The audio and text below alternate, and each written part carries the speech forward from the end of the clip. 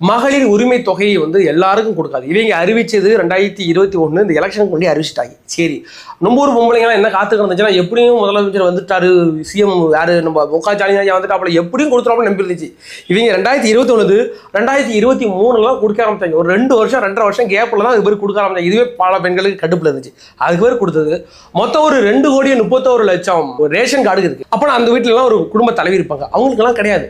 மொத்தமாவே சொன்னாங்கன்னா 1,15,00,000 1,15,00,000 பேருக்கு தாங்க நாங்க கொடுப்போம் அப்படின்ட்டு. இதெல்லாம் தகுதி உள்ள பெண்கள், அவங்களாம் தகுதி இல்லாத பெண்கள் மாத்தி விட்டாங்களே. அதெல்லாம் ஒரு கோடி 1.25 கோடி பெண்களுக்கு கோவம் தான் இருந்துச்சு. அதுக்கு 2024 டிசம்பர் மாசத்துல தான் சரி நாங்க மறுபடியும் ஒரு திறனாய்வு பண்றோம், மறுபடியும் ஒரு 16 லட்சம் பேரை 17 லட்சம் பேரை சேர்த்தாங்க. அப்பயும் பார்த்தாலும் ஒரு கோடி பேர் ஒதுக்கி இருந்தாங்க. அந்த பெண்கள் செம்ம கடுப்புல இருந்தாங்க. நமக்கு கிடைக்கிற பக்கத்து பொம்பளை கிடைக்குது, என் மருமகளுக்கு கிடைக்குது, எனக்கு கிடைக்க மாட்டேங்குது, பல டென்ஷன் வந்துச்சு லேடிஸ் நினைக்கிறேன். இது வகை அந்த 5,000 பணம் போட்டு விட்டாங்கல்ல, எல்லாருக்கும் 5,000 அந்த கோடைகால சிறப்பு நிதி அப்படிலாம் போட்டு விட்டாங்கல்ல.